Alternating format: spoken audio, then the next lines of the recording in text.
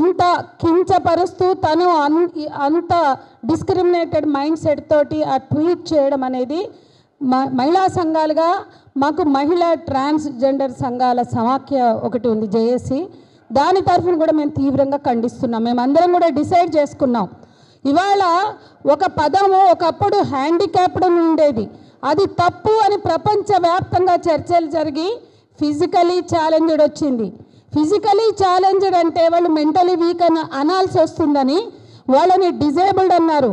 Disabled అన్నా కూడా వాళ్ళ పట్ల ఒక సింపతితో పిటియబుల్గా చూడకూడదు. They are differently abled. ఇవాళ ఇంటర్నేషనల్గా డిజేబుల్డ్ అనే పదం కూడా వాడడానికి వీల్లేదు. డిఫరెంట్లీ ఏబుల్డ్ అంటే మరో రకమైన సామర్థ్యం కలిగిన వాళ్ళు. ఇక్కడ మీడియాకు కూడా విజ్ఞప్తి చేస్తున్నాను, మీరు మరో రకమైన సామర్థ్యం కలిగిన వాళ్ళు అంటే వాళ్ళు ఫిజికలీ మెంటలీ ఏబుల్డ్ అని అర్థం. కాబట్టి అట్లా సామర్థ్యం కలిగిన వాళ్ళు అనడానికి ఎంతోమంది మన కళ్ళ ముందు ఉన్నారు. ఇదే వేదిక మీద మా బాలలత ఉంది, వసుంధర ఉంది, మా కొల్లి నాగేశ్వరరావు ఉన్నారు, ఇంకా ఇతర మిత్రులందరూ ఉన్నారు. వీళ్ళని కించపరిచే హక్కు ఎవరికీ లేదు. ఇకపోతే వీళ్ళు ఇప్పటి వరకు మాట్లాడిన అంశాలు అనేకం ఉన్నాయి. రాజ్యాంగం ఇచ్చిన హక్కుని, రాజ్యాంగం ప్రసాదించినటువంటి హక్కుని, మద్దతుని కాదనడానికి ఈమెవరు?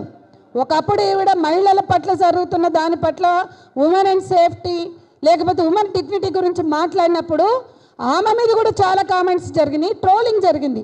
అప్పుడు మేమందరం కూడా ఖండించాం. స్మితా సబర్వాల్ ఒక మహిళగా మహిళల భద్రత గురించి లేదా మహిళల గురించి మాట్లాడితే, బోల్డ్గా స్టేట్మెంట్స్ ఇస్తే అది జెండర్ ఈక్వాలిటీకి సంబంధించిన అంశంగా సమాజం చూసింది. మరి ఆమె ఇవాళ వీళ్ళ పట్ల ఇటువంటి అభిప్రాయం ఏర్పరచుకోవడం ఒక తప్పు అయితే, దాన్ని నిస్సిగ్గుగా బహిరంగంగా ప్రకటించడం మరో తప్పు. ఖచ్చితంగా స్మితా సబర్వాల్ చేసిన అనుచిత అవమానకర వ్యాఖ్యల్ని వెనక్కి తీసుకోవాలి. మరో రకమైన సామర్థ్యం కలిగిన ఆ సమూహాలకి నీకు చేతనైతే మద్దతు ఇవ్వు, కానీ వాళ్ళ ఆత్మస్థైర్యాన్ని దెబ్బతీసే మాటలు ఒక ఐఏఎస్ ఆఫీసర్గా మాట్లాడే హక్కు స్మితా సబర్వాల్ గారికి లేదు.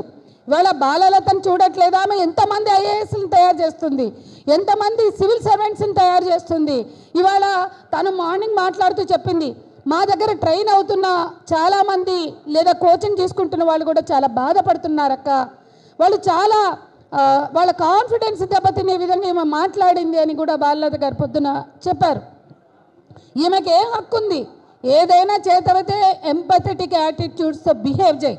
Behave yourself Smita Sabharwal, show your empathy if you can, otherwise you can keep quiet. కానీ ఇట్లాంటి దారుణాలకి, చెత్త వాదనలకి, చెత్త ఆర్గ్యుమెంట్స్ చూసాం.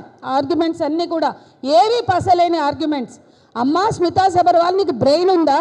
బ్రెయిన్ ఉంటే అందులో ఇంత పస ఉందా? ఆలోచించు.